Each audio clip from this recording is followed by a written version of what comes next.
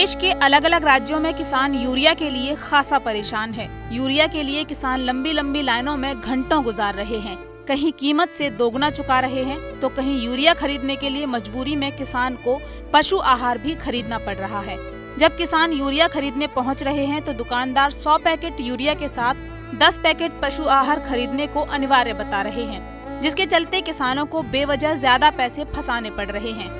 Urea के लिए इतनी मारामारी है कि जहां 2-4 हजार बोरी यूरिया की जरूरत है, वहां 200 से 400 बोरियां ही पहुंच पाई हैं।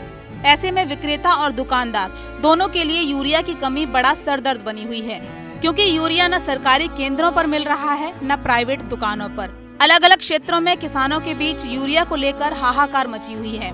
रबी की मुख्य फसल गेहूं को इस वक्त यूरिया की सख्त दरकार है। फसल में नाइट्रोजन की पूर्ति के लिए यूरिया दिया जाता है। अगर वक्त पर फसल को यूरिया ना मिले तो फसल पीली होकर खराब होने लगती है। यूरिया की जरूरत को पूरा करने के लिए कई जगहों पर किसान यूरिया की 1.5 से 2 गुना तक कीमत देकर यूरिया खरीद रहे हैं। किसानों का आरोप है कि वो जब निर्धारित दर पर यूरिया की मांग करते हैं तो दुकानदार स्टॉक खाली होने की बात कहकर उन्हें टाल देते हैं, लेकिन ऊनी दूनी कीमत वसूल कर किसानों को खाद के बोरे बेचे जा रहे हैं।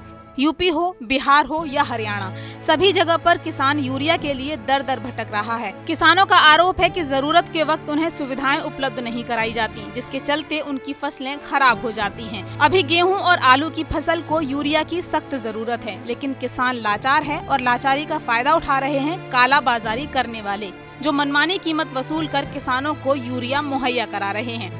अजीब विडंबना है, जब बीज की जरूरत हो बीज नहीं, पानी की जरूरत हो पानी नहीं और खाद की जरूरत हो तब खाद नहीं मिलती।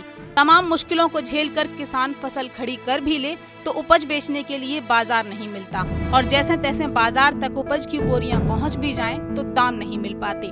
देश के अन्नदाता को दोगुनी आय दिलाने का ये कौन सा रास्ता है? फिलहाल तो ये समझ के बाहर है। देखिए ग्रीन टीवी यूट्यूब पर भी, बस सब्सक्राइब करें और बेल आइकन दबाएं।